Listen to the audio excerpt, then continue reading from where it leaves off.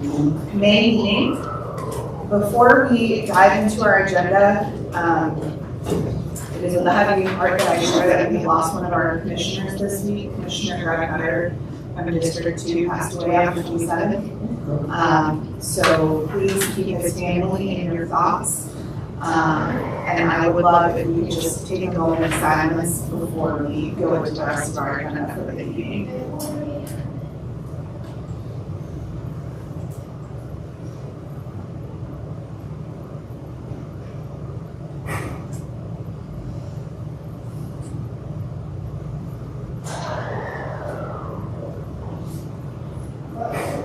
Thank you, and we'll share a little bit more about you here in a couple minutes through some of our commissioners, but I just want to personally say that it's been such a pleasure to work with you in this body, and I know those of you who come monthly were able to see how much he cared about highlighting different folks in his neighborhood, whether they were Boy Scouts or healthcare professionals or just neighbors who pitched in. So he was a great advocate for District 2. I mean, he will be serving on the commission, and we will share information in the coming week about what the District 2 placement process will look like.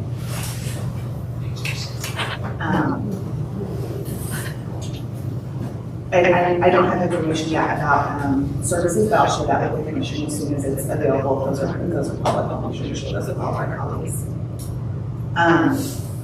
Okay, so to be present, we're going to move into the Pledge of Allegiance, and then we'll move into our agenda for today.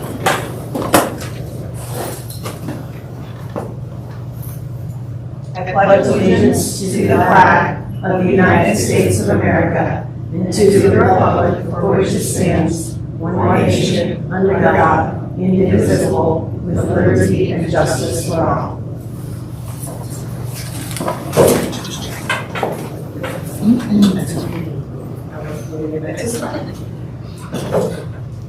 Are there any additions or edits to the agenda from commissioners? I would like to chat just a little bit about the task force, the education task force. If we could somewhere. Absolutely. Okay. Absolutely. We just had a couple questions on it. Sure. And I know we have council candidate Kate Curtis-Souza slated here. She is coming from another community meeting, so she's not here by 7:40. She's actually just plugging in once she's here. So we might skip over her between Arbor Fest and Okay. Is there a motion to approve the agenda? So, All those in favor, aye. Aye. All those opposed, same sign. Thank you. We'll start with the district updates and Commissioner Moritz. Commissioner Moritz, District 6, have a large number of updates. One that I'm not looking at advertising for heavily. A year ago or so, I think it was Brian Fosh who talked about creating recycled styrofoam. Try all the way to Clintonville. Try to reduce my driving as much as possible. Turns out you can also recycle your styrofoam here, unless you put in an orange bag. And you can recycle lots of plastic, chips bags, and other foods, as long as you put it in an orange bag, and then you put the orange bag into the blue recycling bin. So Rumpke, you have to get a program. It's one bag for free for it doesn't get anything very long. Order these bags on Amazon. And that's if you put it in your residential, your own. Yeah. Great. The other thing is related to our issue about safety and speeding in Clintonville. In my district, there was I noticed that one of the street lights was run over. This is on the north side, to the southwest roads. Clearly, some car or driver fell off the road onto the sidewalk and toppled the street light. I tried to find information about crash on the database has all these reports. Apparently takes about a month before reports are final. So I'm looking forward to learning more about the crash. But it's evidence that there's continuing issue of safety on high speed, speeding and safety. The other thing is I got email from a resident asking questions about the north soccer fields at Westland Park, which were flooded for a long time. And State Chief was concerned that there was something wrong. So I contacted Craig Murphy of Recreation and Parks. He explained to me all the things that are happening in Westland Park, and including why there's so much flooding. And then later, a couple of weeks later, I met with Craig Murphy as well to talk about the multi-use path along Holland Road. So now I'm going to list out all the updates from Craig Murphy. So the work on the pond will start soon and will be finished at the end of the summer. The northern fields that were flooded are still in construction, and there's a fall that's missing that prevents water from Holland River flowing into the northern and southern fields. That will be fixed this summer. Keep in mind that flooding may still be possible in in Westland Park, because basically it's a floodplain. The rules are such that you cannot make it higher or you cannot change this, so there's no longer a floodplain. The drainage will be better. The fields, the sort of northern soccer fields will be open in September. Holland Road will be repaved in 2026, so next year. And then the multi-use path along Holland Road will be done in 2027. The southern soccer fields that are also floodplain will be on hold right now, because the recreation parks first want to see how the northern soccer fields are doing, and so it's working well, and then go on to the southern soccer fields. So those are the updates on Westland Park. Thank you so much, Commissioner Morris. Commissioner Miller did not have an excuse absence this evening, so we'll move on to Commissioner Songster. Great, thank you. So, in Little South for District 4, I have a couple of items. I had a couple of requests from neighbors regarding what the CAC may be doing or have done in the past to address the ongoing deer issues. And seeing that it's getting warmer now, I see chuckles. So we're going to probably be hearing about this more. One of the neighbors seemed to recall that this was discussed in the past in the city, so just wanted to share that. And then I had a couple of neighbors reach out to me about the web report.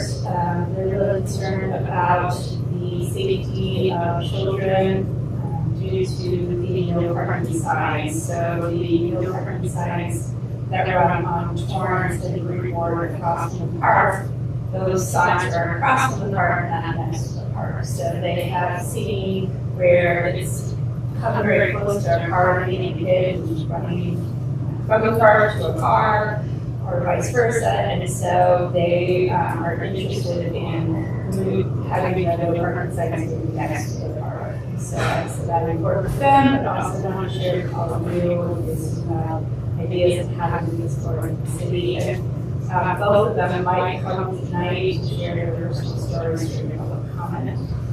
And then Saturday was the first day of opening of the farmers market, which was extremely packed.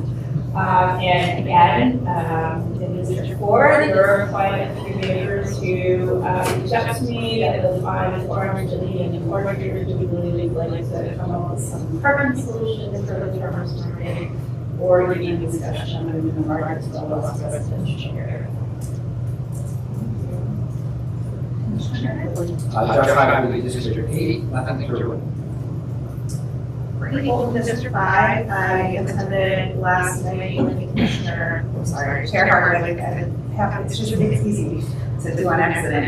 The city put together panel and dinner of Northside area commissioners, so it was really great to get to engage some of the commissioners from the Clintonville area as well as the University District, and hear about topics that they cover. And it's just always nice when we can kind of do some of that cross neighborhood information sharing. So thanks to Chair Harper for participating and Commissioner Moritz for bringing that event as well. I shared an email with the rest of the commission. The 4th of July Planning Committee has offered us a booth opportunity during the community festival on the day of the 4th. I am expecting my 3rd child the day before our next monthly meeting, so I am not going to volunteer to lead that this year, but I do have folding tables, pop-up easy up tents and things like that I'm happy to share. And would really encourage any commissioners who are in town that day, if you could just pop by and do an hour. We usually try to have some type of a treat like popsicles or candy for kids, and then an activity. So we've done some crafts with paint, like little fireworks things, but you can be more creative and interested in me and make it even better. And the green team, Ryan Foshi's been really engaged in this in the past. I think I saw him a little bit. He's back. So their team really has helped out a great deal with that. So if you're interested, let me know. We'd love to plug you in and have more neighbors involved in just sharing what the commission is, what we do, and how neighbors could engage with us and take part in these and other opportunities. And then finally, another Ryan Foshi shout out. We have a new incoming tech and PR chair that we're onboarding, really excited about, a new team member, Lee Lynch. I've yet to meet him in person, but he, in true spirit of the volunteer role, has been very communicative over email and has already met with Allie Knowles, who is offboarding as our contract website. This is why I can't keep doing this. Whatever we do with the website to make it look good. So we're getting Lee up and running with all the logins and credentials, and we'll do our best to support him. If you have interest in supporting the Tech and PR committee, I'm sure people love can. Or if you know somebody, or this could be a great opportunity for maybe a college student or another, not to typecast, but a young person who's more of a digital native to put in some volunteer time with the neighborhood. So again, just email us and we'd be happy to connect them with Lee. Hi, Paul out of District 1. We had our 3rd Watch organizational meeting. Although we didn't have a CLO there. We all received an email saying, hey, I'm the new CLO. Well, it turns out he's not. He's Precinct 1 and just covering Precinct 3. But the impression you gave me in that email was like, I'm your new CLO. Yeah, He's not. he didn't know who was in the address. Yeah, he wasn't quite sure the boundaries of Clintonville either. It's kind of interesting. So, anyway, we're still waiting for a CLO. So we bumped our main organizational meeting another month because we had a poor turnout anyway because we didn't have police there. So I noticed that the city did another pedestrian delayed green pedestrian crossing at Weber. So now there's 3, I believe, at Old Kelso and Weber. So that's kind of a great thing for pedestrians. And that's about it. And we are leaving Commissioner Ryder's chair here in honor of his service this evening, and I'll remember Commissioner Riaz when we might have a few things to say. Absolutely. Works closely with Broadway. We know this commissioner that our name is Greg, so Greg is going to be greatly missed, I think, by this body, also by North Broadway Street Association. I think anyone driving on Westward Broadway and listening, seeing him and Michael sitting out on the corner waving and to everybody. So we truly love sitting on the commission, love the neighborhood, love Westward Broadway. Put up with us on Eastward Broadway, and he was a good sport with helping us prevent the widening of Broadway. That's how we all met. He participates in our semi-monthly yard cocktails on the Broadway. So he makes sure that all the renter residents on Broadway were invited because they're more on Westwood Broadway, Eastwood Broadway. So he was a good partner with the neighborhood in that sense. When I was on the commission, I pushed him to run District 2. So I'm glad that he took us up on that. I would say, he should get our Good Neighbor Award tonight, because he usually hands out the Good Neighbor Award. I think that is just perfect for Betsy and for Michael. But just know that he was very passionate about sitting on his body. I unfortunately sometimes dread it, and they say, okay, I worked all day on it, go home, but instead, I think he truly looked forward to it. These last few months, he definitely had some health issues and made a point of getting out of the hospital to come to this meeting. So, If he could, he would call and give you Yes. updates on what was happening. yeah, so he will be truly greatly missed in that sense. Thank you for allowing me to speak more personally about him. Hi, Mike Wyman, District 7. I've had some emails about the construction at North High Street and Henderson. Personally, observed people driving around the road close on it. Just don't care. Yes. I've seen tire tracks through floors and things like that, and driving a long way down the post office alley there. So, and they're starting before 6 o'clock in the morning. So I've made some phone calls, haven't heard back and forth yet. But yeah, there's some unhappiness there, and I agree. Other than that, I don't have anything else.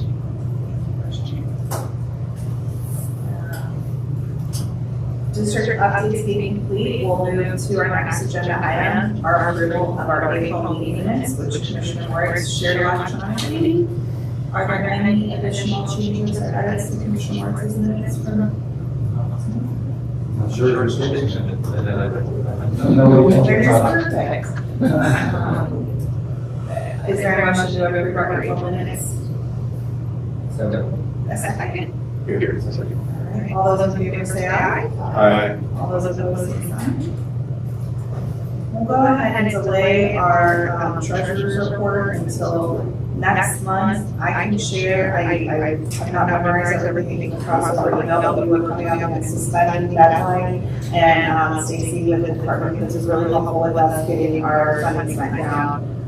If you want to kick off our city updates, if you've got anything extra you'd like to share on that, that's all that'd be great. We really appreciate you helping us spend on all of our dollars. Yeah, that was fun. She did a very quick Goodness, turnaround for our last yes. I think the deadline might be pushed a little earlier than not just for you, but for everybody. Like all the liaisons in the office that day, right outside the fiscal door. Yeah, it was a good time. We did have that 2020. I sent it to these to you in an email, so I will read through those. I'll just kind of briefly cover them. We did have that 2020 5 foot by 20 foot 10 return because when it showed up at our office, I told her to try. It's too heavy. It came with 2 60-pound boxes. And they're like, this is not an easy thing for an area commission to go to events. And like a nice 10 by 10, and like 2 10 by 10s, that you can roll. We can definitely make that happen. So those, and they actually came damaged. It was a good day. I got called over. It was fun. And we had to return them.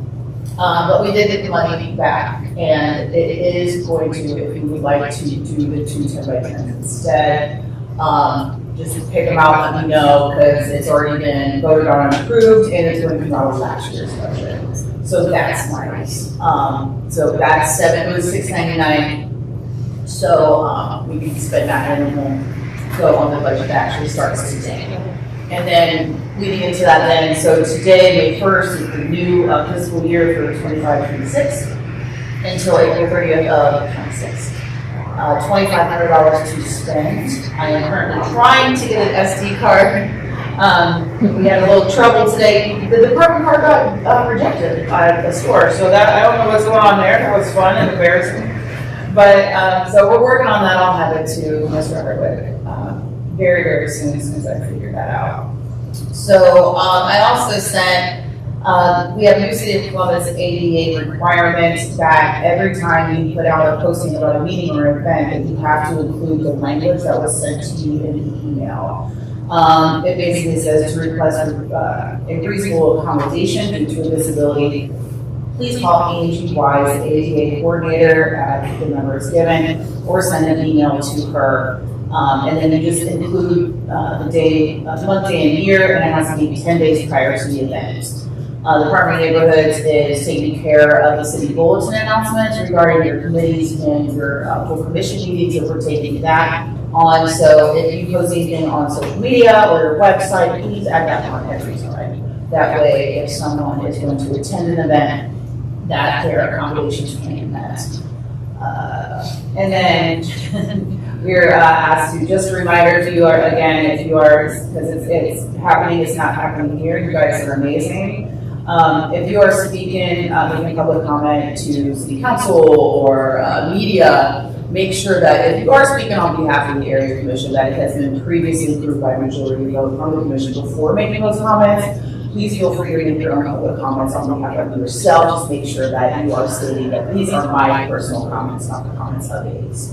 And then again, sorry, if you are using the Compass City logo, we do have an area commission logo, and I sent it. If you let me know, I'll send it to you. I sent it to Chair Bolton, and that is all I have. Yes. For the EA note, our agenda comes out a few days before the meeting. Should we move that to maybe 10 days ahead to put that note on the agenda? Can you just put it on the website where you keep your desk? Is that possible? Yes. We have it there the whole time. We can add it there in the return Facebook event as well, that I can just put it in the event, so that we can see the agenda closer. That way we don't have to, that would be great. Maybe nice, but no, that's too much to ask for you guys, so. Thanks. Chair, I was just gonna say question. Yeah, I never said that, stuff in order. Maybe rare. And that's fine, that's fine. You can just put it on the website, so. And make it work. So the question that was coming up regarding the education task force is kind of about this greater use of CAC wording and everything. And Jordan, did you want to ask your question on?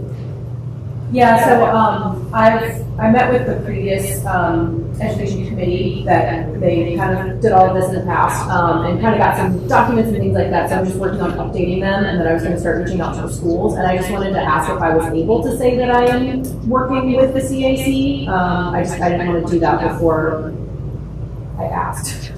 I think it's completely fine. I think we shared last month that because we're creating a task force, it's more of an ad hoc entity as opposed to a committee structure created within the bylaws. So we put it on public record in our minutes last month, and now this month as well. I think it's totally appropriate. Awesome. Thanks for checking. Yeah, absolutely, thank you. And also, if anyone knows anyone that wants to volunteer, I'm running solo right now, so anybody who wants to help out. I'll put the call out to the PTO. I'm sure you'll get a couple bites. Thanks. Any other questions for Stacey? The two good guys Well, work with your commission and make sure it's all approved, and then let me know, and I can order it as soon as you let me know. Amazon right now is the easiest to deal with. So if you find it on there, I'm not promoting Amazon in any shape or form, I'll put it on public record. But, you know, because I have to create a tax exempt account, and sometimes it's a little bit funky. Yeah, totally. Just figure it out. Is all the city emails working? Are all the city emails working? Yeah. They are. Yes and no. So I can only check my anything city related, email, calendar, anything. I cannot do it on my phone still. I have to be at like a city building with city Wi-Fi. So if you send me an email during this meeting, I will not be able to do it until tomorrow.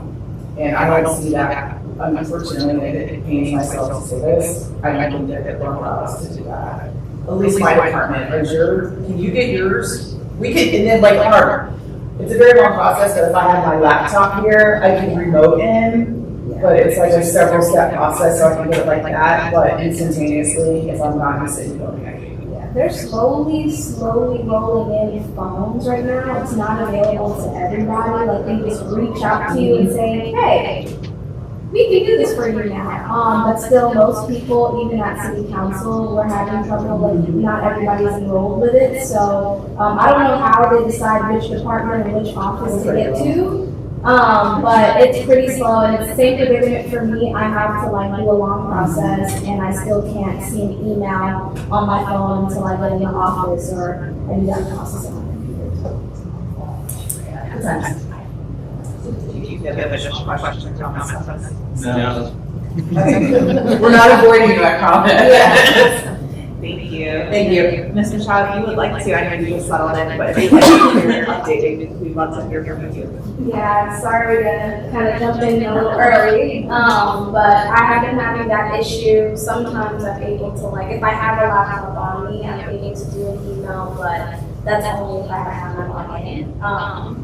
But first announcement I wanted to make was Happy Asian American and Native Hawaiian Pacific Islander Month, the month of May. So I just wanted to mention that. Second thing I wanted to mention is Councilman White is hosting one of his Wednesdays with White series next week, of course on Wednesday. It's going to be at Beechcroft Park from 11:30 a.m. to 2 p.m.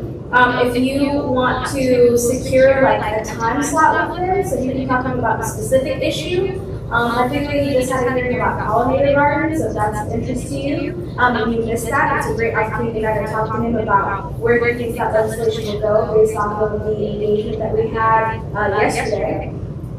Just let me know. I'm happy to give you the email and contact information to make that happen. But if you just go to our social media page or our website, you will easily be able to also find that information. And then the last thing I have is Africa Day is 3 weeks away. It's on Thursday, May 22nd at City Hall. I've got these lovely small flyers that we have. We'd love to see everybody there. We're going to have free food for the first 100 people. We're going to have dance performances, an African market, and some interactive stations as well to get like henna or anything else that you'd like to do. We're going to have a flag walk and some really great speakers as well. So just want to mention that, and that is all for my updates. Keeping it light today. So, any questions? Any questions from the public? Thanks, guys. Do we have any other representatives that I missed? I don't think we do. I will turn the agenda over to Commissioner Lawrence to discuss the resolution regarding ArborFest 2025, which I think I can pull up.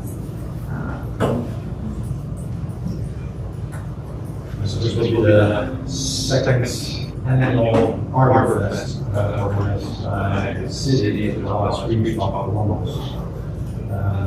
But I understood because the city is involved, they want the resolution from the Clintonville Area Commission to make this official. It's the same resolution as last year. The date is changed. Go to the immediate this meeting and we adopted it next week. Right, listening. It's very much the same app that we passed last year, just change the dates. Everyone, all of our partners are happy. And they just want to really. Would you like to read it in the record, or do you want me to? All right, I'll go ahead and read it and then we can have discussion. Whereas Columbus ArborFest is a fall festival for tree native plant lovers where visitors can learn about nature and enjoy family-friendly activities and programs. Whereas the Clintonville Area Commission's Green Team Committee is a duly approved committee of the commission. Whereas CAC Green Team is a very active and innovative group committed to promoting environmental quality, improving and celebrating Clintonville's green spaces, including its outstanding tree community and educating the Clintonville community on issues of biological diversity and environmental quality. Whereas CAC Green Team seeks to collaborate with Columbus Rexon Park and New Columbus as a financial partner to bring about Columbus ArborFest. Whereas CRPD requires a collaborative agreement with CAC in order to hold Columbus ArborFest on the grounds of Weststone Park, which should contain a delineation of responsibilities for the CAC Green Team, CRPD, and New Columbus. Whereas CRPD assumes responsibility for 1, reserving 2 open-air shelters and 1 enclosed shelter house at Westfield Park for the event, and 2, promoting the event through CRPD communication channels, social media newsletters included. Whereas CRPD further agrees to maintain consistent and aligned marketing strategies to ensure that all communications resonate with CRPD's overarching goals and vision. Any marketing or media outreach initiative shall require initial agreement from both parties, subject to CRPD's final approval, promoting a culture of open and transparent communication while respecting confidentiality boundaries.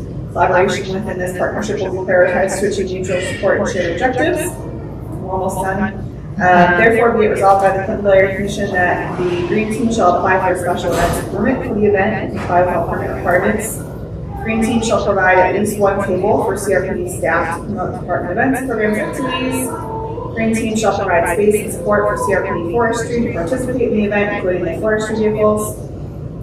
Green Team shall allow this event to serve as the CRPD's Urban Forestry National Plans and Annual Tree Summit.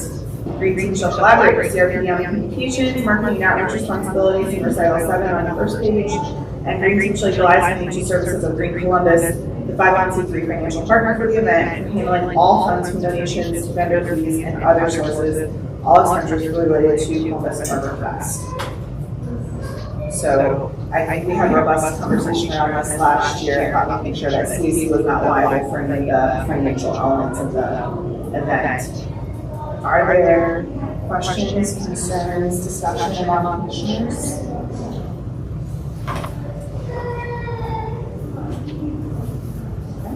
Are there any questions, concerns, discussion from members?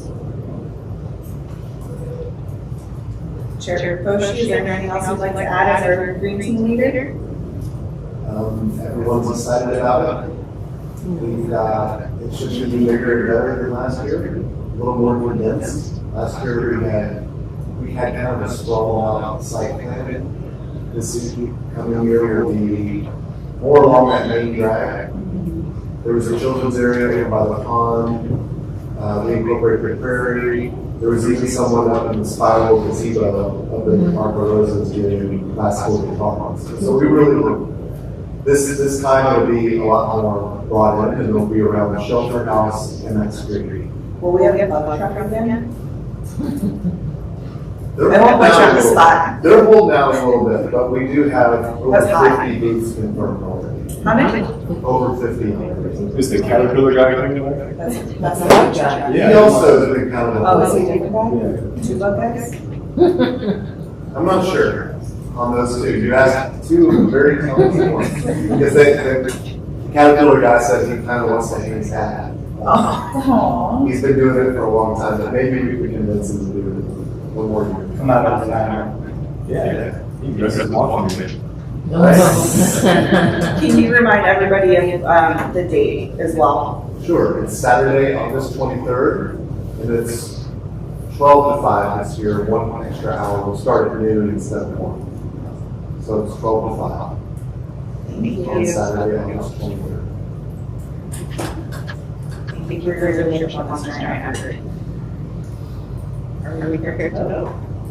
Oh, I'm sorry, we're voting next month. It was read this month, we're voting next month. Thank you for sponsoring Commissioner Moritz, and I'm happy to read it. Sorry, I have a quick question. Yeah, absolutely. Is this going to any of the council offices as well, or?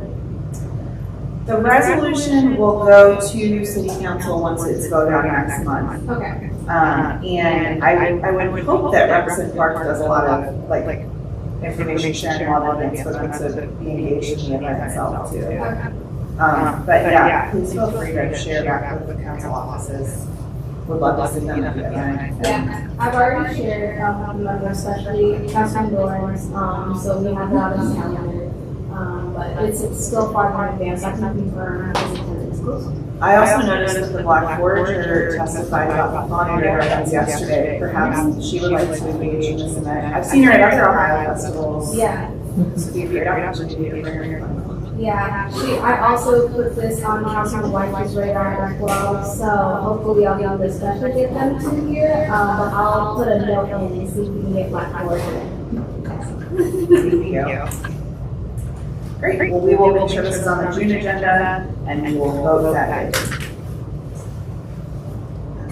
next agenda item is actually candidate for city council, Kate Souza. She is the only candidate who's currently running. Reached out to me to see if she can come and just learn about Clintonville, share a little bit about herself. She is coming from another community meeting, so I'm going to postpone her. I chatted with her this morning. And do we have any sticks here from the food collective? No, I don't see her. Okay. Wow, I'm just jamming.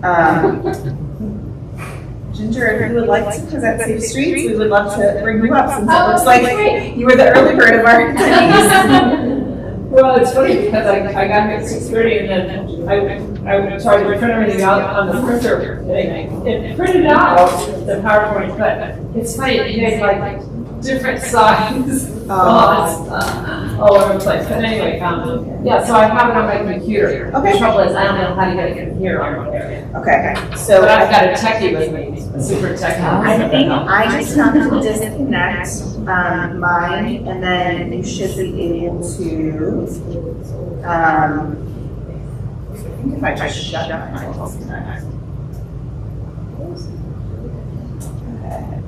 So, if you're connected to the internet, you can go ahead and just hit this website, whetstone1.cmlmeeting.space. And then I have a Windows app. If you go back, you have to select screen mirroring on a Mac. You have to screen mirror to the screen Whetstone-1. And then it should pop up. It might get when I do it on Windows, I get a 4-digit code I have to enter. So that might pop up. And if that doesn't work, I am connected. I could always, if we need to on the site, I can just get my control of it as well. That's easier. Or I could, I could be the PowerPoint. No, put it on the screen. Thank you, Raven. Everybody, this is Raven.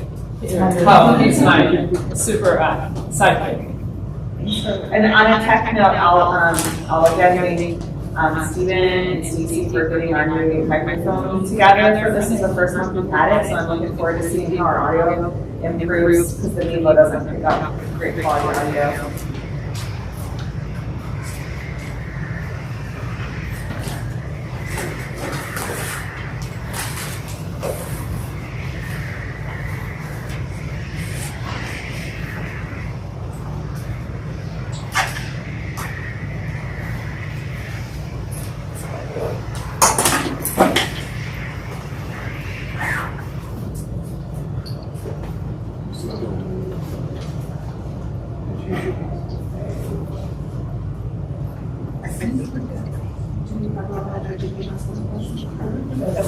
That was it.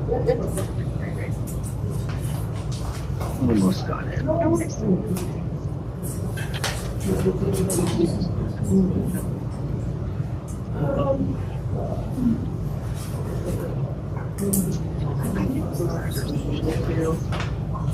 Try to promise more.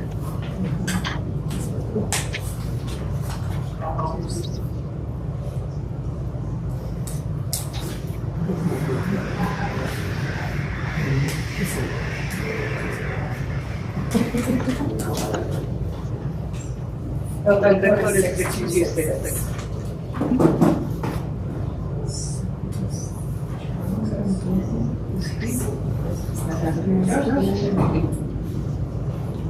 Oh my gosh. That's great. Yeah.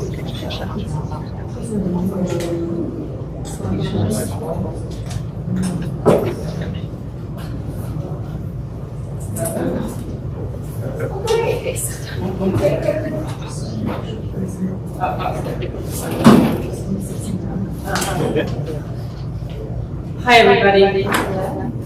Thanks so much for having me. My name is Ginger Tornes. This is Raven Ho. We work together with others on our group, small group, Friends and Families of Safe Streets Columbus, which I formed with my family a few years ago after the hit and run death of our dear friend Linda Evans, who is pictured on that, this plaque is on that rock right there. She was a special ed teacher in a legacy marathon runner, the Columbus Marathon. And she was killed by a hit-and-run driver as she was out for her morning run on a bright sunny day in July. In 2016, and that was the end of her, unfortunately. So, ever since then, we realized that there are so many traffic fatalities and serious injuries all over the world, as you all know. And it turns out they are preventable with safe system strategy. And so I'll just briefly tell you that we are a nonpartisan group dedicated to advancing the road and highway system whereby no one loses their lives. Friends and families safety supports a safe system approach to traffic safety, which includes safe roads, safe vehicles, safe speeds with an emphasis on safe roads. We work with local and regional partners. We also host the annual World Day of Remembrance for Road Traffic Victims, which happens this November 16th. And here is the information about it. If you guys want to take a picture afterwards or give me your email and I'll send it to you. And we were also instrumental in the adoption of the Vision Zero policy by the City of Columbus, which aims to achieve zero traffic fatalities, I believe, by 2030. So, of all the traffic fatalities, pedestrians, of which was one, turns out they represent an inordinately high number, 28% of all traffic fatalities in the Central Metropolitan Columbus area, yet they represent only, constitute only 3.5% of road users. So they are disproportionately represented. Part of the problem, or a huge part of the problem, I should say, is that there is a high injury network which constitutes these roads that are built extremely wide. They were built a long time ago before people knew better, actually. And they include the characteristics of the freeway system, whereby they have cleared out, they cut down all the trees along the road. First thing, that's the first thing they do. And then they make these wide sweeping curb corner radii, you know, where the people turn the corner, so that people can just fly around the corner. And so that's deadly for not only people in vehicles, but also anyone in the crosswalk. God forbid that they're trying to cross West Broad Street. And Raymond knows all about West Broad Street because he's working on the Lincoln project there. Compared to Canada, the U.S. has a higher rate of traffic fatalities due to policy decisions that prioritize fast car travel and private industry profits over the safety of all road users. Why is this important in Columbus? I already told you about the pedestrian fatality rate. But in the 2023 National Highway Traffic Safety Administration report estimated fatal and serious traffic crashes in 2023 caused a total of $1.85 trillion in the value of societal harm, including lost productivity, medical and emergency costs, lost wages, and reduced quality of life. This works out to about 2,000 hidden dollars every year paid by every American. For too long, we have prioritized moving cars at high speeds over the safety of everyone, and society at large is paying the price, as you can see on this graph. Here is the high injury network for metropolitan, or actually the Morpsey area, which includes Franklin and part of Delaware County. And as you can see, arterials are involved in 52% of the crashes, yet they comprise only 8% of the roads.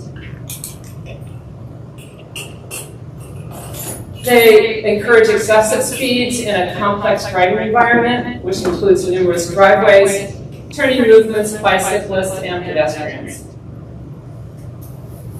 As you can see in this slide, you can't prioritize both safety and speed.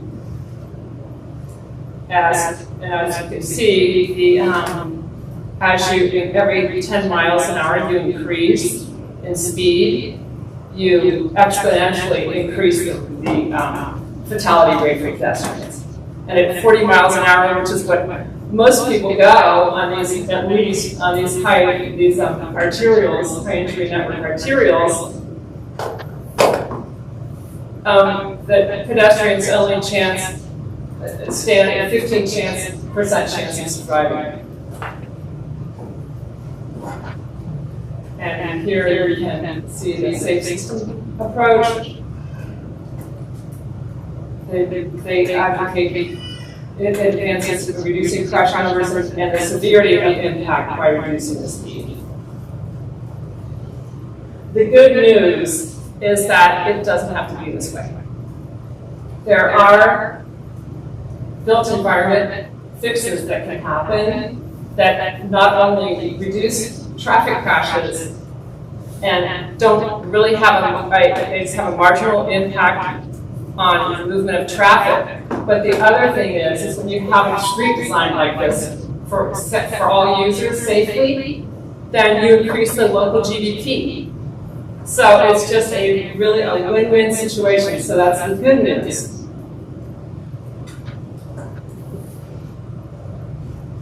Here's something that we're talking about High Street around Hudson. Well, I remember hearing about the poor pedestrian that was trying to cross, by Giant Eagle on High Street last year. That was killed. They were in the crosswalk movement. So that is completely unacceptable and preventable. And this design you see on the right is one of many options available to help remedy the design problems.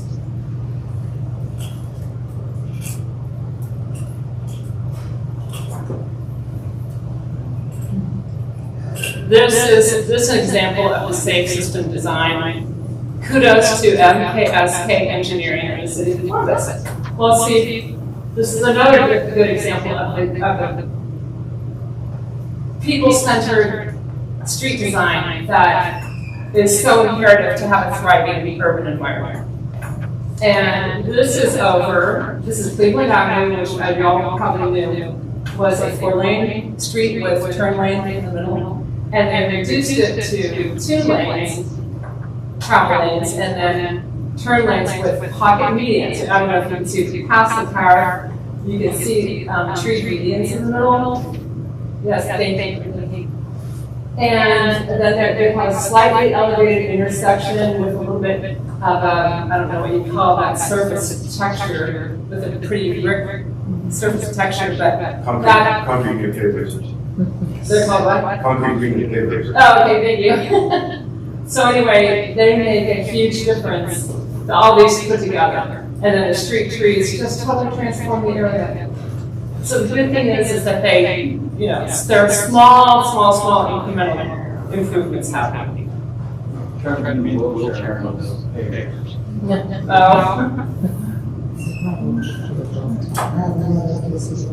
So anyway, we realized that these improvements, which we showed you earlier, can be expensive. But the good news is that there are rapid deployment, quick build safety fixes that are easily installed, inexpensive, and they're used, as you can see, as a pilot project extension tested in motions.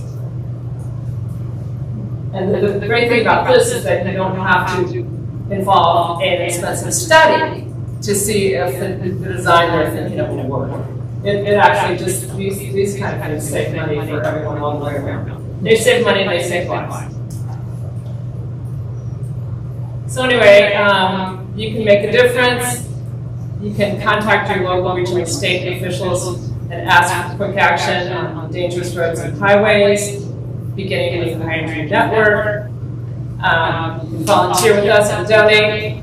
And if you have any questions, please feel free to reach out to me at this email right there. Also, one more slide. Oh yes, and please remember to attend our World Day of Remembrance, which is for victims of traffic crashes. And we also honor first responders, and we advocate for proven traffic safety strategies to prevent fatalities and serious injuries. So we would love to have you if if you all know anyone that would like to share who's been sadly involved in a traffic crash, that would like to share their story. We have officials there, and it really makes a big difference to hear a personal story about how it affects your family, your life. So anyway, thank you. That's all I have. Thank you so much. This has been a topic every month for many months now. It predates my involvement with the commission over the last 5 years. So we really appreciate you coming and the work we're doing with the city. I would love to know, are you unique to Columbus, or is this a chapter of a broader movement, or are there similar orgs in different communities? I know you mentioned what you answer that. So I describe it as similar orgs in different communities. Friends and Family Associates Columbus is more independent, but it's founded on some of the same processes of Families for Safe Streets, which are originating in New York City, and has grown for better, safer streets that kids can even play in and not have to risk a kid running into the street and having a fatality because of that. So like Greg said, we partner with, it's called Families for Safe Streets. We did originate in New York City. Her name's Amy Cohen. I don't know if you heard about her. She lost her son. He was 12 years old, and he was run over by a truck. He was in the crosswalk, and some turning garbage truck. And so she started Families for Safe Streets in like 2014. And then I found out about her, and I contacted her, and then I found, we formed Families for Safe Streets in Columbus. So I think we're pretty unique to Columbus, wouldn't you say? Okay, so and we, but there are a lot of we partner with other groups, a lot of like-minded thinkers. But Families for Safe Streets now is a national organization, so you can Google that.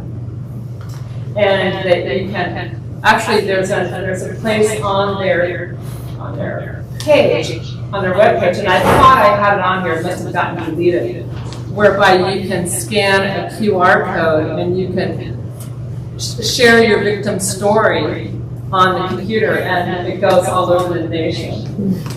And you can share the photo of the person and all that. So yeah, it's just a good thing.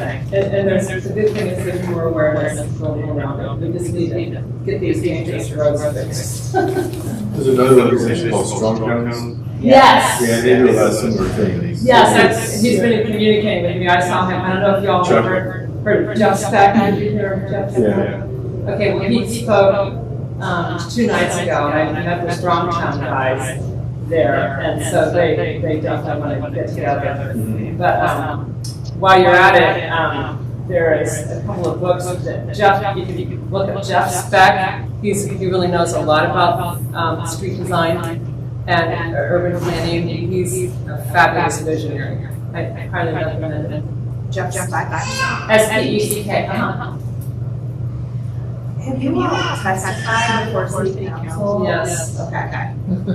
I asked because, so we have this conversation monthly. We talk about how we want to encourage community investments that are related to speed safety and traffic calming. And I just think having a citywide voice echoing some of those things sounds really beneficial. So it's good for us to support going it. Yes, we'll look forward to working with y'all to accomplish some good things. Generally speaking, when they plan these, safe the pipelines.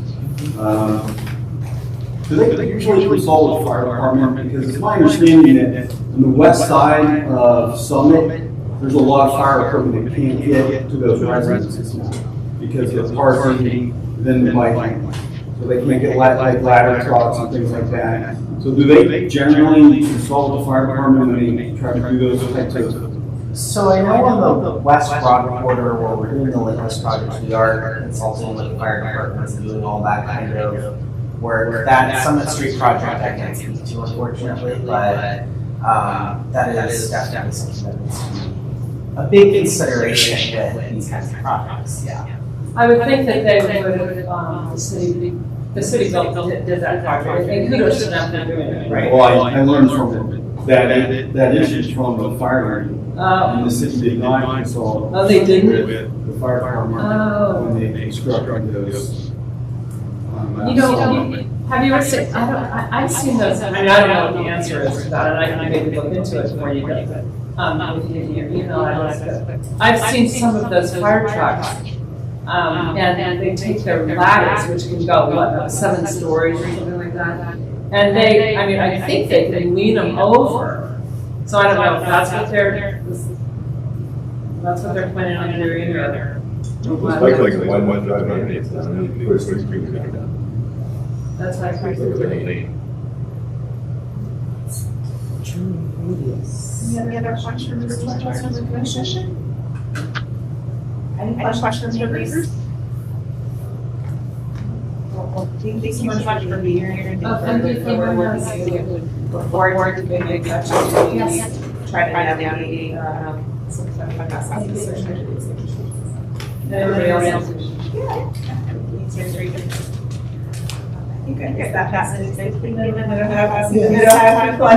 marvelous, wonderfulness, every day. And so sorry. This is only my third or fourth thing this evening. So please just be patient with me. I'd like to tell everybody thank you so much. Regardless of what your politics may be or what your beliefs may be, we all believe that people should be eating every day, right? And I see Kate was here and was like, she is actually, we're putting her next, so you might get to see her. oh, okay. I was like, is that we following each other? We need the car. Because I did another commission meeting and we were riding around like, we need to be car moving and say some yes. But my name is Deborah Diggs. I work for Middlehall Food Collective. I'm employed there as a healthcare navigator. I'm the first licensed healthcare navigator for Middlehall Food Collective. And so people started talking about the cost of eggs were like $8. I don't eat dairy products like that. Because some of y'all find as you get older, your digestive system changes. And so some of the stuff that you used to like, you just that doesn't agree with your belly button anymore. So would you like? So as people were talking about it, I said, well, me being proactive, solution driven, I said, well, what are some things that we could talk about doing and giving to people to help? So the top card that you have is a Fresh Track. Fresh Track. Has anybody heard of Fresh Track? Who said Who said yes? TV. Huh? We talked about it on TV, I think. I don't watch a lot of TV because I don't have cable, so it's not really interesting. Some of it. And the old thing used to call it the boob tube, and I'll kind of find out why. It's not hard to get up to this stuff on it. But Fresh Track is an app, website thingy that people can use to look up food resources. So that's the little round card on the top of the QR code. And so when you scan the QR code, if you put your zip code in, it'll say anywhere from 3 to 50 miles. I don't recommend or suggest anybody drive 50 miles to go get anything. I mean, that's going to get some more money. Doesn't make sense to me to get in a car and drive 50 miles. Yeah. So, but if you scan it, you can put your zip code in anywhere from 3 to 50 miles. It'll tell you food pantries, choice food pantries, but there's a difference. I mean, prepackaged pantries, choice food pantries, meals, and produce. So the produce is like I said, you just go to a produce market, I think the one in Linden, on the south side, And you just get fresh produce. You go like every day, get lettuce, apples, potatoes, pears, whatever they have, and feed yourself. Very little cost, zero. The pre-packaged is where you would go. They already have it made up in a box. You would pull up, and it would come out and put it in your car. The choice is where you can go in with a shopping cart, push it around, and put stuff in it, like you're shopping. And you get to the door, and see you later, free. The meals, Middle Hall Market on the west side, so you've probably heard of Gantz, where they prepare meals, and it's your shelf, it's actually a shelf. And he prepares meals, they freeze dry them, and then you take them home, put them in the oven, put them in the microwave, and you got a hot meal. So I came tonight to tell you, I want you to not film the fire. I know we're uncharted territory. Nothing political or anything like that. It's just uncharted territories. We've never been down this road before. So I'm saying, instead of fanning the fire, you maybe go higher and higher. Let's just stamp out some of the embers. And so how can we do that? We can use fresh stuff. We can tell our family, friends, neighbors, people we know, people we don't know, people we like, people we don't like. It's a good way to make a friend. And tell them something like, oh, really? How you doing there? You make a friend. The second card you have is a little green card, an arrow. And it's for SNAP. Does anybody know what SNAP is? It's Supplemental Nutrition Assistance Program. It used to be called food stamps. So back in the day, you purchased your food stamps from the government. Now they give them to you based on your household size and income. They're to supplement your nutritional budget. I don't know about you, I don't have a nutritional budget. Because I go to the store or wherever I can, like, you can call me grain sugar, basic stuff. But, just pulling up the cart, you remember your mom piled up the cart, and all the kids would help take bags in. Those days it's kind of like getting slimmer and slimmer. But for some of us, we have people that we know, our church, our community, our family, or just the lady down the block that you're watching struggle, or the dad, or an elder that will qualify for this program. And a lot of times they do not apply because they're not really sure. And a lot of times this is my favorite. Well, I don't want to take something from somebody else. If we don't spend our SNAP dollars, they go back to Washington. And I don't know about you, you give me $1, you ain't getting none of it back. Okay? I'm sorry. What dollar? I ain't seen no dollar. So if you know someone that can qualify for this, it's an online application, it's an interview, and we can help you submit your application and do what you need to do to see if you qualify for the Supplemental Nutrition Assistance Program, which is not a whole lot of money, but it's a little something to help you feed your family and yourself. So tell everybody you know. The other card you have says Healthcare Navigation. I'm the first licensed healthcare navigator in the Middle Hall Food Collective. It's a fancy way of saying, I can help you apply for Medicaid for a working place. It's not special, it's special enrollment period now, so it's not open enrollment. So you have to have a life-changing, something happen, like you lost your job. God forbid, I wouldn't want to have to sign you for that because of that. You had a baby, got a divorce, something like that. And we would do what we need to do to try to make sure. I want you to eat, I want you to be happy. I want you to eat, and I want you to be happy. Two things that are very important to me, very important to you, right? Everybody can agree? So you may not qualify for Marketplace, because Marketplace is where you pay a monthly premium, deductibles, and things like that. But you may qualify for Medicaid.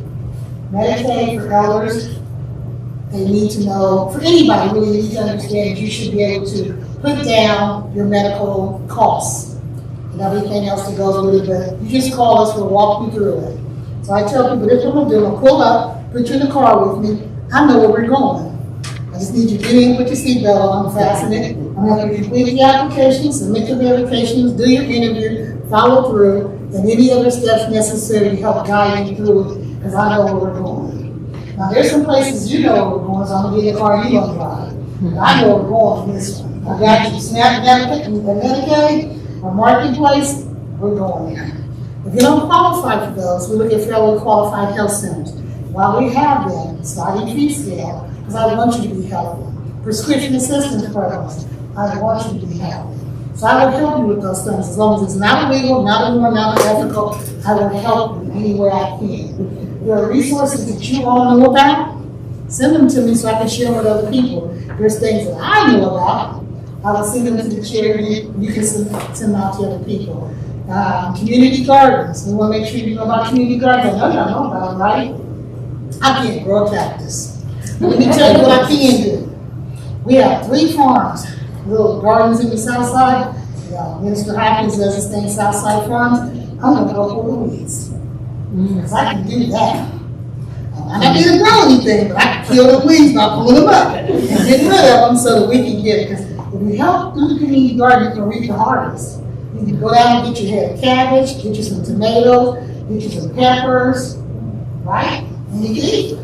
Save a little something. The other thing is blessing boxes. You know about blessing boxes? Yes, yes. And for those of us that can, you go get the big thing, toilet paper, soap, or whatever. Think about putting a couple of rolls in the bag and tie it up and put it in the blessing box. You know why? Because you can go to a food pantry and go to other places and get food. TV and soap is not one of the things that's abundant.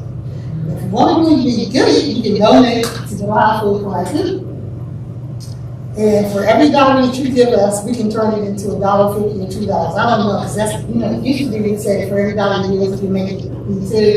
I don't know now. I have to talk to somebody about that. Not too much. But we want to make sure that everyone knows Middle High Food Collective is going to stay the course. Yes, we've seen some reductions in our budget in a lot of places. We've seen some things happen with our community gardens and our local farmers, but we're going to stay the course. It's making sure that we can provide good, healthy, nutritional food to people, and as much as we can, other community resources, so that we can help our community, our neighbors, our friends, be healthy, be strong, and be prosperous. So I thank you for your time. I thank you for your patience. I'm sorry I actually moved the time back. I feel like I was booking myself like this. And also, FYI, I don't know if you know, we opened a crisis center up on Harmon. I went for a tour today. We have a community tour that's going to be on May 15th, which you have to register. I can see the flyer for that and bring it in. We all know there's mental health and mental illness going on. We know a lot of it is due to stress because of lifestyles and things like that, and choices people make. You can't see it, but I have a tattoo that says no judgment. I can't judge anybody about the choices they make for it. I don't let them have a problem with that. But I can definitely try to help them understand and know where there's some resources to help them get better. Because I don't think people got up and one of those, yeah, I'm going to be a drug addict. I want to be the promo man, the promotional person for drugs and things like how in the world. I mean, I know it's a lot of self-medicating. My oldest son got his wings last year. He transitioned. He was texting at 6:30, 8:15. He was off. And I smoked a cigarette. And my daughter said, "You're doing what?" I said, "You only smoke one a day." She said, "You smoking a cigarette a day? What is wrong with you?" I'm like, "Oh no, I'm trying to eat everything in the house and this and that and this." She's like, "Go to counseling, stop smoking them cigarettes." It's like, yes, everybody can't just do that. And I understand that. And I know that. But I'm very grateful and thankful that I have that in me that I could. So there's no judgment on why other people can't. But we can get together and do what we can to equip people to do the very best they can. Thank you for your time. Thank you for your patience. Does anyone have any questions? I'm not going to get your questions. First of all, I just want to say thank you for all your endeavors you do. I would like to ask a question, because I know you talk about people, but the main thing, we have all types of people out here for the visually impaired and multi-handicapped. And I would like to know how people get these resources. I know I live in Linden, and I know we need some food deserts, and I know so many people that I see go to the grocery store, and you know, I can give you a little story. And I asked one of my hobbies, and there was a child, the mother had to go back the eggs, the bread. I said, oh, okay, let me go ahead and pay for that. And I know, I see a lot of this now, due to the cost of living, food going up and everything. And what I want to ask you is this somewhere that people can get to on the bus line, especially with the disability or visual impairment, multi-handicap? This has got to be somewhere in a community where they can pick up the phone and call the resources. It hurts me to see people got to travel long distance by bus or a taxi. And I have seen this multiple times in the retail store where I have to take my whole money and make sure that these kids get some of the things they need. And sometimes it does break my heart to see the cost of living eggs. And I work in a grocery store. Some lady was fussing when she had to pay $50, and it really broke my heart just to see this, So, as far as transportation, there are some options. They gave us some code passes to get to people. And I used to live on 4th Street in the grocery store. Some of y'all might remember it was over on Summit before the little high street. And the manager at the grocery store gave me a shopping cart because he kept seeing me coming back and forth. He says, what are you doing? I said, I'm not bothering nobody. Why? This was the problem. I didn't have a car, I had kids. And he said, well, I see you leave, come back. I said, I get the groceries, I get on the bus, I go down Summit, I get off. My children meet me at the bus stop, they take their groceries out, they get on the bus on 4th Street, come back, I get off, go to Summit, shop some more, come back, do it again. We didn't get ice cream, because ice cream we have all the time, we did this. So my kids didn't have ice cream for a while. So in answer to your question, we do have alternatives now. I remember when I first started working in the food pantry, they were calling me, yes, we got eggs. Oh, yeah, they got eggs. I give you 99-cent produce. Sometimes we do forget that other people don't have that as a luxury. We do have bus passes. There are some Amazon delivery things. NEMAP does do some delivery. It would be nice if I could say let's rate one and fix everybody's problems. All that I do is say you can have them call us or call me. We have to figure it out one starfish at a time. There's no blanket thing. I'm telling you. I can tell you my poor people's stories. Been there, done that, I know. My son put an X in the bottom of the can because he's like, we keep using the same can. But we didn't have food pantry like we do now. We went to a church somewhere and they gave you a box of candles. We give meat, we give milk, we give all kinds of stuff. I don't know. When I was getting food stamps, I had to buy them. I had to buy them on my designated day. And if I did not have the cash to go buy them, I didn't get food stamps for the month. So I'm trying to figure out how to feed my kids. And there was no food pantries out there. There was no produce markets. When I was growing up, I lived in Lincoln. My father said, if you grow it, we feed it, we eat it. If you didn't grow it, you didn't feed it, you didn't eat it. So I'm like, how do you get candy? My auntie showed us how to make some on the stove with some sugar and stuff like that. This ain't no chocolate. But you can't solve everybody's problems, so we can sit down with them and say, let's look at some solutions. Can we do some menu planning? Can we talk about what we're going to do? The big thing of ground beef? My kids said, Mom, yep, I did it, ground it up, drain all that mostly grease off it, put it in Ziploc bags. One day it's spaghetti, the next day it's tacos, next day it's this. You just have to do what you have to do. We just have to help each other the best way we can. I wish I could say, let me give you a dollar ride. COVID is one solution. Like I said, Amazon does deliver.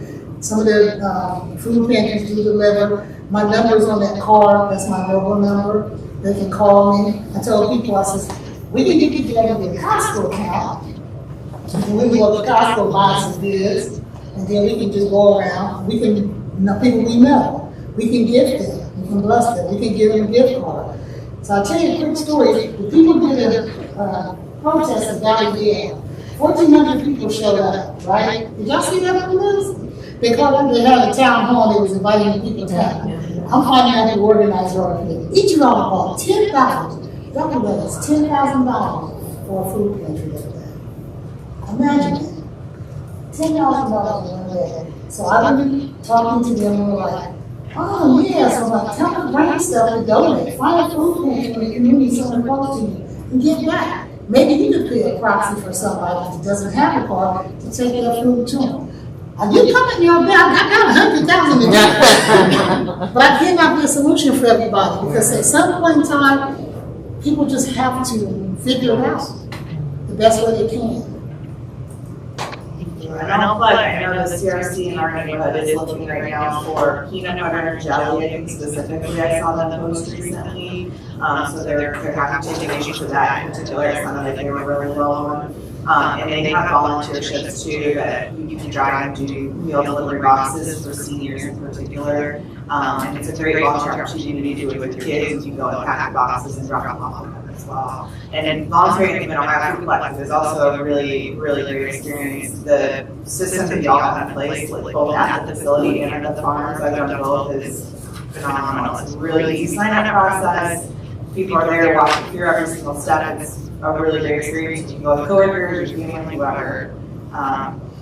Yeah, you all do amazing work. And then DC4, there's a mental health, they have a farm market, garden next door today. I mean, nobody should be starving to death. I mean, it may not be like the kids, there's nothing to eat. It's not that you want to, but there's something to eat. So, I mean, like I said, I would love to be able to say, this is a solution. Only thing I can say is let's stay the course, let's be faithful, let's be diligent and trying to help our neighbors and do what we can. Thank you so much. Any other questions or commissioners? Thank you for being here, and please feel free to come back anytime. Oh, I would love to. I mean, I don't know, we've been doing weekends, so yeah, I will stay in touch. And thank you all for your time, because I know y'all been sitting here for a little minute, right? Appreciate you. I'm gonna go home if that's okay. Yeah, sticking out for going conversations.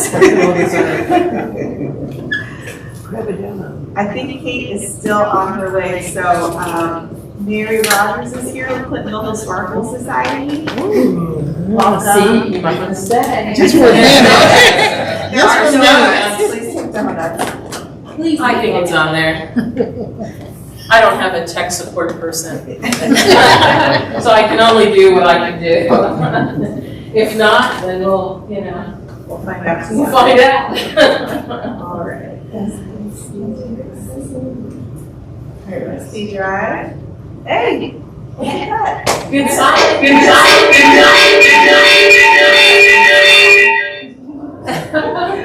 sign. Mary, would you like to do the slides, or do you want me to advance them? Oh, I'll let you drop it. Yeah, that's good. I'm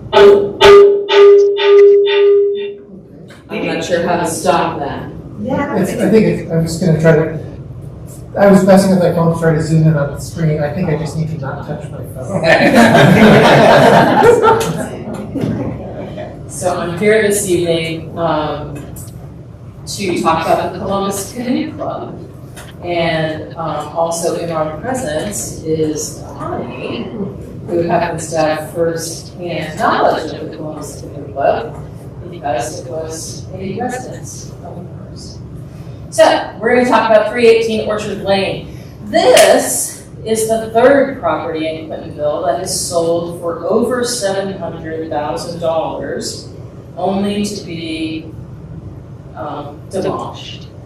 So a couple months ago, we had one on Orange Nation Street. So here in the city of Columbus, you're the property owner, it's your property, these are your property rights, and if you decide that whatever is resting under the property is not working for you, it is your right and your authority to actually request for a demolition permit.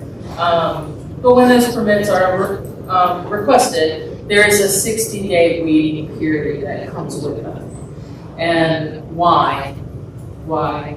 Well, sometimes it's because there might be other issues that need to be looked at by different city officials in order to, make sure that the demolition is going to be safe. But for a big chunk of reason is just to make sure that if there's a historical site, there's a little bit of a leeway to try to preserve something about that site. So a demolition permit was filed for 318 Orchard Lane, and so now we are in that 60-day period of time.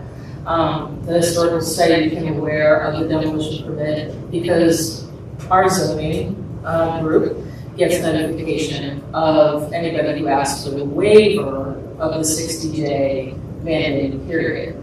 So initially, this owner asked to waive the 60-day period and then he withdrew his waiver. So at this point, the 60 days didn't stop. The 60 days is maturing. It's just that because this waiver was not requested, the demolition is delayed until that 60-day term expires. So we can go to the next slide. So what is a historical piece of property? Well, anything that is over 50 years old, with very few exceptions, is considered to be a possible historical site. Some things that also make an item, an architectural style, or a particular architect may have been involved in the creation of the building, or a significant historical event may have happened at the building. So one of these three criteria has to be met in order for something to be historical. So we're going to talk about the 318 Orchard Lane, which this particular building is over 100 years old. So it's been contributing to our community for over 100 years. First criteria has been met. So we can move on. This is a picture of the club being dedicated in August of 1916. I want to point out the triple window at the top, the sloping roof, the wide porch, and then this here on our left side is the tennis court. You can go to the next slide.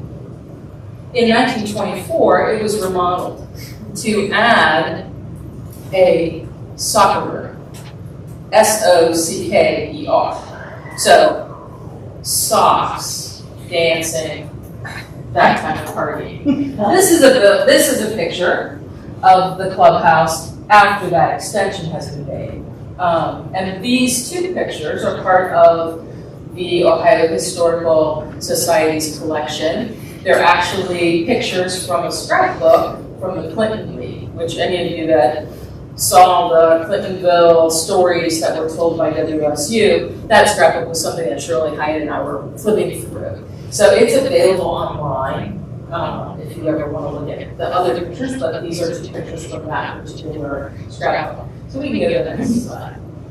And this is people playing tennis. And we'll go to the next slide. This is an actual map from 1920, and 318 Orchard Lane is this yellow block here on the left side, closest to the pink line. So you'll see a little kind of rectangle that's marked Res B, that's Reserve B, and then the next place where the house is actually, you can see where it says Clubhouse. So this is the Clubhouse property. It's on lot 134 of the Kenworth subdivision, which is a neighborhood here in Clintonville. And then the club also owned lot 135, which is to the east. So those three lots made up the original piece of property. So we can go to the next slide. So this particular clubhouse then became the residence of a club member, and later became the private residence and home of the Hickey family. So the Hickey family would have added on a kitchen, garage, but you can see the triple window that I pointed out. And you can see the extension of the soccer room, and you can see the wide porch. And where this swimming pool is where those tennis courts were. So, this property is still in place 100 years later. It's been surrounded. Some of you were here when I did the presentation on the Clinton Chapel, which now is the Balanced Family Child Care Center. And this is a similar situation. The original historical building has been enveloped by additional extensions. Now, those extensions are also more than 50 years old, so they're equally historical. But in this particular case, there is the opportunity of potentially preserving pieces of what is today's structure. Here we go. So the property at this point, you see the red box. This is the combination of lots 134 and 135 of the Kenworth subdivision. And this Reserve B is now owned by the city of Columbus and is part of Northmore Park. Isn't that interesting? Because we're also building a new bike bridge, which happens to be right about this place. And we're also, go to the next slide, introducing the world to some other river-based activities. So we've declared the Olentangy Water Trail also operating in this area. So I wanted to give you this as just like kind of the components of the current property. You can see the light blue rectangle in the middle is the original clubhouse and its soccer room extension. The purple is also its porches, its original porches, and the light purple is the additions that were made with the project family. And then of course we get the pool. So we can go to the next slide. So this is the last of the 3 Columbus canoe clubhouses that existed. There was one at Olentangy Park, there was one at North Broadway, and there was this one. And so the second criteria is now met. It's the last of its type. This was a great, little snippet. The Columbus Canoe Club organized many regattas on the river. And this particular snippet from the newspaper talks also about the Broadway Canoe Club and the Olentangy Canoe Club. And these 3 clubs are having a regatta on the river. Hundreds of small boats, hundreds, going up and down the Olentangy River, having races, singles, distance, doubles, speed. We can go to the next slide. This is just a little article about why Mrs. Hickey felt her house was needed to be preserved at the time that she first owned it, and into the 1960s. She lived and owned this house for almost 65 years. Does that sound right? Up until from 1959 to 2021. So you'll see in this little snippet, which again is from the Columbus newspaper, that the original hardwood floors, the club piano, and the built-in radio are some of the things that she cites as being significant items. So let's go to the next one. Gee, hardwood floors and a piano.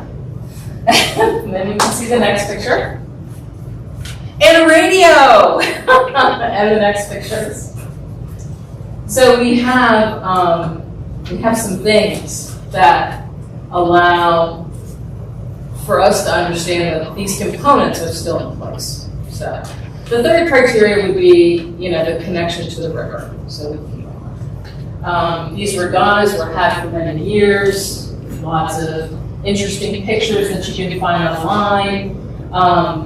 And again, this would have been, some people will tell you the stories of, the regatta or the boats, or when they met their sweetheart, or when they got engaged, or when they celebrated, a family reunion. And so there are articles, and I think I have a couple articles, articles talking about the Orchard Lane Harbor. So we're having a harbor fest.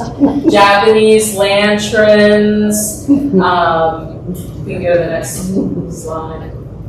Lovely ladies and gentlemen dressed up with big cushions, record players playing.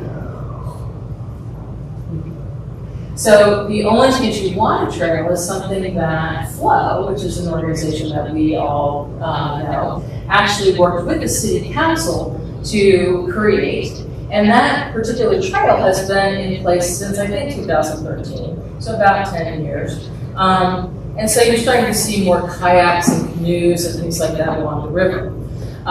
There are still some dams in the Olentangy River, and one happens to be at Como Park. So again, we have to build a bridge, which makes the transport of those canoes and kayaks a little easier to navigate around what is now this Lowhead, or what has been this Lowhead Dam. But people carrying big things like boats, they sometimes want to have like a little beverage, or maybe just sit down once they've actually ported their canoe or kayak. So, Northmore Park is going to take on, hopefully, a need for a structure or a place of rest because of the increased bicycle activity and the increased boating activity that we're seeing. Let me go to the next slide. So we now know that this building at 318 meets all three of the criteria to be a historical building. The owner, when he withdrew his request for the waiver of demolition permit, declared that the building is not historic. So that is not true. The building is historical, and we need to figure out whether or not there's community interest in preservation. And if there is, then we would like to partner. When I say we, just like what Deidre said, we can't save every building. We're a society, but we're happy to be a resource, but we can't necessarily lead every charge that happens. What has to happen here is the community's interest needs to be assessed, the owner needs to be contacted, we need to determine whether or not there's something he's willing to allow to be preserved. There's opportunity here, there's opportunity for donation. The Historical Society, I don't want to speak on Jeffrey's behalf, but I'm pretty sure he doesn't want a baby grand piano, no place for us to keep that. In other buildings where we haven't been able to preserve the building itself, we have preserved the artifacts. So, I heard earlier that the owner is in possession of some historical records associated with the house. So if he doesn't want those records, then certainly we would be in a depository for those records. But it also may be possible to work with the city, come up with a creative way of gently dismantling the original clubhouse and preserving some piece of it as either an art structure within the park or as a structure of rested in the park. So we hope that the CAC will help communicate with the community in an appropriate way, that we are not stepping on owner rights. What we want to do is determine if there's a way to keep this building or a part of this history away from the landfill. So that's my presentation. Thank you so much, Mary. Sure. So this was a great presentation, and for folks who, I think she really practiced it at the beginning while by explaining the waiver process, and so there had been a request on our zoning docket that has been removed, so there's not currently a waiver request, so we're in that 60 days. CAC doesn't have any authority to stop anything from happening, but to Mary's point, we can express hopefulness around preserving components at a minimum. So thank you for outlining the possibilities here. Are there questions from commissioners for Ms. Rogers before we ask neighbors? Yeah. So there's no legal way to stop it, so it's just about making an arrangement with the owner. Well, I mean, first of all, let me say, I am not an attorney, I just play one on TV.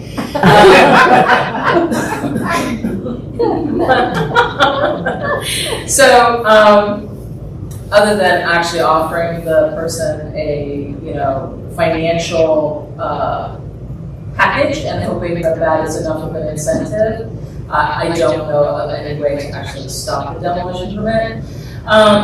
If there was a soon-to-be extinct bird or fish or something like that living in the area, then that would be, something that would need to be preserved. It does not stop the demolition, but it would, potentially delay the demolition. If we knew that there were artifacts, even more significant artifacts under the property, or that might be disturbed as a result of the demolition, that would also be another reason for delay. And at that point, the Ohio Historical Society would step in to try to, again, not necessarily stop the demolition from happening, but make sure that whatever was unearthed was properly managed.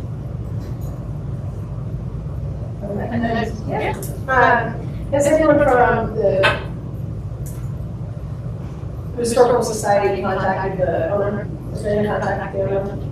I was in contact with the demolition contractor, but I don't, the only address I have from the owner is to be too much. I'm pretty sure he's not accepting mail. So the owner might not know that we're even debating it, discussing it, wanting things around the building, or. We had an extensive back and forth when it was on the waiver docket with the contractor. I would imagine that they let the owner know. They were very clear that they, maybe you know. You said the owner is the one who said, go, that to pull it off the docket. Okay. And the owner's out of state is what we learned. Yeah, I think that they pulled it off the docket though as a formality because they weren't actually ready to demolition anyways. I don't think it had any relevance to its historical status. They just weren't ready, so they said we have no problem waiting 60 days because we're 60 days away anyway. Yeah, initially I think he wanted the contractor to keep being on the docket just because he was, he's been doing this for less than a year and wanted to go through the process just to understand it. And he's just thinking about waiting for the sewer, sub-sewer capping. Yeah, I will say too, I have a very, a pretty extensive working relationship with the demolition contractor, so I'm happy to help. Maybe you get in contact with the owner himself. I think anyone who has a voice that might be heard, I think the message that, you know, we're trying to clearly state, and hopefully I'm clearly stating it on the society's behalf, we have absolutely, positively no intention of stepping on owner rights. We have absolutely, positively no money to purchase a piece of property. And without community interest, you know, our only possibility is the preservation of artifacts, either artifacts that are already part of the building that can be easily retrieved, or artifacts that are uncovered as the demolition goes on. We've been very successful in working with owners of historic properties that have fallen to demolition. So that I kind of, it's hard for someone in my position to say that, but time marches on. We don't know if the person who's designing whatever will be built on this house won't be seen in 50 years as the next Frank Wright. We have no way of predicting that. So all we can do is say, hey, you've got something kind of cool. To the degree that you don't know that, here's some information. If we're not trying to change your mind, but if you could like gently remove some of these things, we can take them off your hands. And if you're interested in potentially keeping this cool piece of history, maybe there's a way to work with the city because of the other things that are going on in the area. Maybe there's a way of working with the city and keeping part of this alive. And that's the message we want to share. So, if you can deliver that message, we'd be excited. Happy to do so. Yeah. What does, I guess just work, as far as like working with the city to maybe preserve some of the structure, what would that? Well, that would probably fall to you guys because we don't have direct connections to the city. And I know you have a lot of connections with the biking community. You know, I don't know, the city has been hesitant to add structure to parkland because then with it comes to maintenance. So I don't know that adding structure is in the cards, but you don't know until you ask. So until somebody asks, and I don't have the connection to that somebody, but until somebody asks, that really can't even be broached with the city. But it would be a good question to ask if they have intentions of having some kind of structure or more park. If they do, maybe we can recover something from this demolition. It doesn't have to be reused, immediately. It can be reused in whatever this future structure is. When we were working with the board park as part of the road, the pillars that are now part of the fence are the stones that were from the original structure that was at that park. So there are creative ways to make that happen. Where do you know where we're at in the 60 days? I think that whatever the first email was day 0. It says Monday, about a week ago. I think it's the 21st, but so 59 days. That's not really a big change, was that, to what you said? The meeting in 9 days is not really that much different. I don't know why I even brought that up. No, it's good. Well, I think, Could you share what it means to assess community interest in preservation? Do you mean CAC? Do you mean those that live near the new clubhouse? Well, so usually when we try to assess the community's interest as part of the society, we post things on Facebook, we post things on our website. We may say, write letters to the Spotlight or to Columbus Underground, and we assess community interest just based upon responses to those kinds of things. So, we do have some responsiveness. People on both sides of the equation. There are some people that claim that they live very near to this property and that as far as they're concerned, it's about to fall down anyway.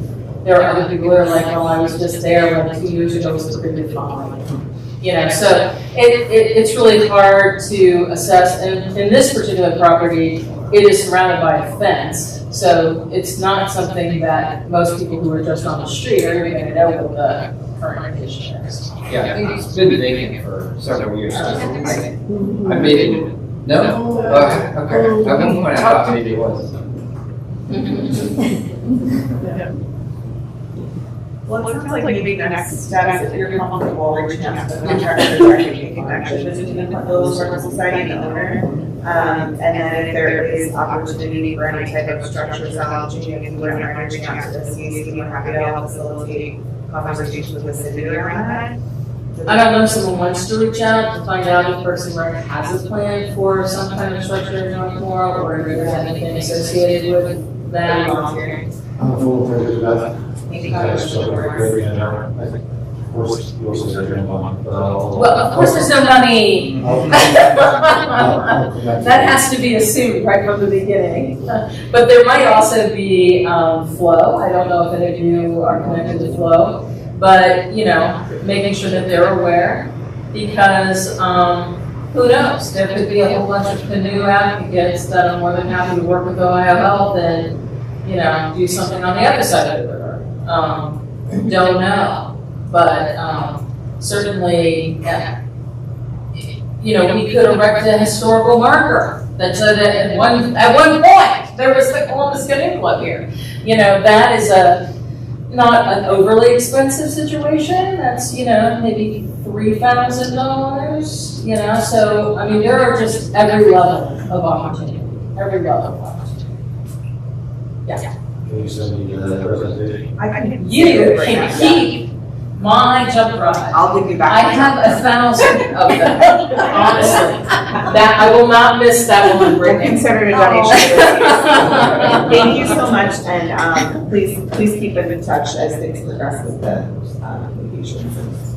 Certainly. Thank you. All right, I think I see our city council candidate, Steve D'Souza. Welcome. Thank you, Chair. Yeah, thanks so much for coming tonight. And I shared earlier that you had another community meeting, so no worries about the agenda. And also that you're the first, in my 5 years, the first city council candidate to reach out and ask to come chat with our neighborhood. So thank you for coming. Thank you very much. Hi, my name is Kate D'Souza. I am running for Columbus City Council. I am your independent choice for council. It is a nonpartisan race, and it is citywide. So although I'm running for District 7, which is near East Side, downtown Bottoms, South Side out to 270, part of it Milo Grogan, part of Italian Village, part of Short North, part of Vic Village, Harrison West, and Pittsburgh Northwest, it is actually a citywide race. And so I'm coming here to just introduce myself. I recognize it's not an endorsement, but I appreciate very much the opportunity to come and chat. I was the chair of the Near East Area Commission for the last 3 years. I was on the commission for 7 with 2 terms. I was a community member, so if you're doing it without even being elected, you really love the city. But and I apologize for my delay. Tonight was the ComFest Community Festival annual meeting. I was honored volunteer last year because I've done 24 years of service with Compass, so I really wanted to make sure I got to see the great new boys, so I apologize for my delay. And I went because I was down with librarians and teachers at the State House prior to that. So anyway, it's important to make sure that we have representation on city council. Many neighborhoods I know are feeling unheard and unseen, and that comes also because I think that we have a lot of layers between our city council members and us. Having lived in the city and lived in just what is considered District 7 for all but 1 year since 2001, I've raised 2 children. My older son is 23. He graduated from college and joined the Navy. That's not on Facebook yet because he said he'll get in trouble at boot camp. But my younger son is 12 and goes to World Language Middle School. So we're really highly committed to staying here and doing what's right for all citizens in Columbus. But that is also why I'm running as an independent. In my neighborhood where I've been serving on the commission, it's really frustrating because there's just been a lack of accountability from many developers. For context, NEAC would see 60 to 90 projects in a year. That's a lot of projects. And so when you think about how much development has happened on the Near East Side, but also the trauma and history that's happened in a community where many people, their fathers came back as GIs, their homes are underneath 70 or 71 or 670. And so when we have it where people are not being heard and not being seen by current development, there is a fear of what's happening next, and are they going to also experience eminent domain again in their elder years when they are looking for stability? So what I'm trying to do is, in this space, is one, that I don't believe that advocacy starts when you get elected. I believe that it's when you find that there's a problem or a concern in the community. And so to that end, hearing more about traffic issues and concerns from your commission is not unknown. It's also an issue on the Near East Side, and I think the collaboration is vital because this is an opportunity for us to band together and do more work together as neighbors because we need to demand change, right? And change and progress can look different to many people, but to us, it's going to look like safer streets so our folks can be pedestrians. And because we need to be able to ensure that we're going to have transit that makes sense. We want to have the link us, we want to have these changes to transit, but where are the sidewalks that are going to connect folks to those resources and make sure that people can get around? So these are things I understand very well. I've been without a car because I couldn't afford one. I've been a parent that worked 3 jobs to get through college, and I've worked really hard to get where we are now. But now it's an opportunity to help serve you and make sure that your voice is being heard on council. So thank you very much for the opportunity to speak tonight. Please consider me. The primaries are May 6th, this coming Tuesday. Early voting has already started. And I have some flyers and information in case you're interested. Thank you. Thank you so much. Do any commissioners have questions or comments for Katie? Any neighbors have questions? Really appreciate you coming back to Clintonville and the great work that you do. I've just really enjoyed getting to know you and see you as a leader as we've met with the city on zoning and all sorts of different initiatives. I think that you're a really great listener to neighbor voices, and just really appreciate you taking time to come up here today. Thank you, Chair. I appreciate the opportunity to come in here. For your neighborhood's history. Thank you. Thank you very much. Very timely Safe Streets conversation right after the I know we're close on time, so I'll invite Leah up to talk Columbia gas updates before we. Hey everybody. Do you have something to say? Okay. So,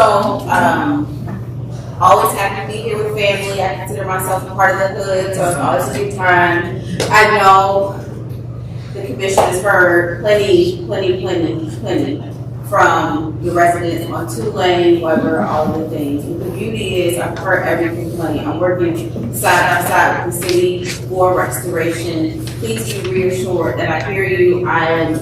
The good news is we have a project manager on board as of a couple weeks ago, solely for restoration. And so he's coming in and he's making my life easier, more efficient on how we can collect information. I know it's a lot of back and forth about the curbs and things like that. I just want to reiterate that we are working side by side with the city, and we will have those resolutions soon come. But in the interim, I just want to reiterate that we will fix what we broke it will be better than it was before. And that's just for like the right of way things, right? That connect with the city about what the standard is. And any personal and private property, I hope that everyone has received that link to access it. If not, you do have my email. If you don't, please let me know, because we're in that review process. But it's never too late. I just want to make sure that I get it up front so that way we can address it and we don't have to go backwards. But all that to say, we're literally at the tie-ins, which is like where we connected. I'm not technical, but I know that we're at the very end, and just to put it out there, and I'm working on the email to get to the community. Over the next 2 weeks, it will be a lot of work happening on High Street, Tulane, and Summit, because it's the end. And so we gotta get those transmission pipes in service. And so it'll be a lot of 16 hours straight of work, a lot of 24 hours. I'll have those dates specifically. It's really like yesterday until 5/12. But I'm here to listen to you, try to fix things, so you will, I mean, if you're in that area, you'll hear us, you'll see us, but no, it is truly near the end. And so thank you for your patience, for your time, and all of the things. I'm here to support, to listen, and just to be an advocate for putting it in. Thank you for being here, John. I know we've got 2 residents from District 4 that also came in public comments, so I want to make sure we try to grab that really quick too. And I think we have blasted your email address left and right. It's 20 today. So hopefully anybody here can reach out to you after the meeting, but I want to make sure we don't miss these 2 residents that came. So please feel free to just pop up and share your name and the street you live on, just for the minute. Yeah, hi, I'm Corey Wiseman. I live on Greenwood Road. It's been almost 16 years since I've been my home. I've had a long time safety concern around the parking on Greenwood Park. Currently, parking is only allowed on the south side along the park with no parking on the north side of the street. This means that children must cross the street to get to the park when exiting their vehicles, and then also they have to cross again and return to their cars. I would like to propose that the no parking be switched to the south side of Newport Road along the park with yes parking on the north side of Newport Road along the park. There are frequent close calls as cars turn from Indianola onto Newport Road as children are crossing to get to the park. Several years ago, I myself came very close to hitting a young girl who was running ahead of her parents as they were getting a little sibling out of their car seat and still nothing to say. If that family had been allowed to park on the north side of the street without the option of parking on the south side of the street, the little girls would have gone out of the car and went on the grass and run to the park and never been in the road. I had another close call just a month or so ago as my own 3-year-old daughter was running ahead of me to return to our minivan that was parked on the south side of the street as I was scrambling her younger twin brothers. And she kept running through the street to get to the minivan. Fortunately, the driver of the car that was approaching was very cautious and she stopped. But we can't rely on all drivers being as cautious as that one was that day. If we could have parked our minivan on the north side of the street, my daughter would have just stopped when she got out of the car and never set foot in the street. It's the same situation on Florence, by the way. I'm just talking about Newport because that's right. Regarding the homeowners on the south side of Newport, I can't speak for them, but there are, I believe, 8 homes on that stretch of the street, and I can't imagine being an issue for them. They all have off-street parking, they all have driveways and garages. I would very much appreciate the prompt attention to this concern as the weather has warmed up. There's an increase in sunny park days. Thank you for your consideration and support in keeping our community under restrictions. Thank you for coming tonight and sharing this, and as a mom that brings this to me, girls that out regularly, I see exactly what you're talking about. And I think the commissioner's also committed to trying to help figure out exactly how to navigate what that process will look like. Thanks. Thank you for being here this evening. Was there another? Yes. Thank you. I'm Linda Frank. I'm also a resident on Brevoort. I have been there for 30 years and live directly across from the park, 4 doors west of Indianola. I see exactly what Corey has seen. I see it. We finished raising our 3 children there. I now have 9 grandchildren. There's 5 of them that live in a cluster nearby who are at the park or visiting me several times a week in the park when the weather's nice. And yes, the problem is, one, it is hard to get across the street. And I understand what Corey's asking for. I don't know if the homeowners would agree. I don't know. And I don't know how long that would take. But I do know that school is letting out at the end of this month. There was one evening during spring break and it prompted this conversation. My son was taking our 8-year-old granddaughter to the park. Now, I've taught every one of my grandchildren, well, one is 20 months old, so not him yet. I've taught them, when you're getting ready to cross, you don't just look left and right. You have to look at Indianola and see who's getting ready to make that left-hand turn. Because when there's rush hour and a break in traffic, they're going to step on the gas and they're 3 houses down the road before their attention has changed. Since I'm in the 4th house, I see this nonsense all the time. I see children waiting to cross that aren't visible to another driver. I recognize the cries, I'll hear a noise and I know, that's a kid who's been picked up and dragged away from the park because they're not ready to go home now. But during spring break, my 8-year-old granddaughter was going to the park. No one's allowed to go by themselves, an adult or in pairs, and she stepped off my driveway apron with a car that came whizzing off Indianola down to the road, and my son had to grab her by the arm and pull her back. Just that step. Now, they played in the park and they came back, but when my son came back, he was still shook. So, I don't know how long it's going to take, if we can change which side of the road you park, but school's getting let out now. Can we have more no parking signs? There are 3. The first no parking sign coming off Indianola is in front of the first house on my side of the street. No one's going to notice that. 2, people don't care, they park anyway. Can the no parking signs, a few more of them, 2 more of them at least, can there be a sign that says what the penalty is for no parking? I don't want anyone to get a ticket, but would that stop people from, when the park is full, and at one particular evening when we looked out, there were 9 cars parked on the wrong side of the road. The park was full. The playground, the basketball court had a pickup game, 2 picnic tables had families. And I'd like to see and how about a children at play sign as you're turning onto Brevoort, that to even clue people as they're moving their attention from their turn onto the street. The library staff gave us the sign. Thank you. I really appreciate that. Thank you. We'll explore all the options that